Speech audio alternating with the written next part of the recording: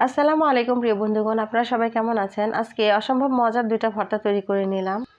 মাছ মাংসের স্বাদকেও এই দুইটা ভর্তা হার মানাবে। চলুন তাহলে এই দুইটা ভর্তা করে নিই। প্রথমে কালো জিরা ভর্তা করে নিব। কালো জিরাটা আমি আগেই ভালোভাবে ধুয়ে রোদে শুকিয়ে রেখেছিলাম। এবার শুকনা খোলায় ভেজে নিলাম। এখন কাঁচামরিচ ভেজে নেব। যেহেতু দুইটা ভর্তা সেজন্য কাঁচামরিচটা একটু বেশি নিয়েছি। এবার কালো জিরাটা পাটায় বেটে নিব। কালো জিরাটা পাটায় এমনভাবে বাটতে হবে যেন কালো জিরা থেকে তেলটা বের হয়ে আসে। এখন কালো জিরাটা বাটা হয়ে গেছে। এর মধ্যে কাঁচা পেঁয়াজ, কাঁচা রসুন এবং ভেজে রাখা মরিচগুলো দিয়ে দিব।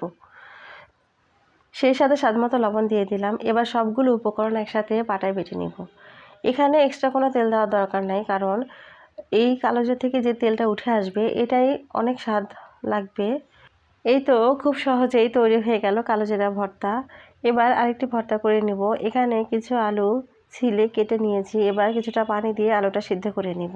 এই তো 10 মিনিটের মতো সময় লাগলো আলুটা সিদ্ধ হতে। এখন এখানে কিছুটা তেল দিয়ে হালকা ভেজে নিব।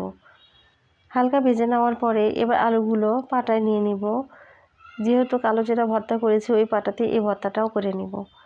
এখন পেঁয়াজ, কাঁচামরিচ দিয়ে আলুগুলো ভালোভাবে বেটে ভর্তা করে নিলাম। এখানে কিছুটা সরিষার তেল দিয়ে দিব। এই তো ভর্তাটা হয়ে গেল। এই রেসিপিটা আপনাদের কাছে কেমন লাগলো কমেন্টস করে জানাবেন।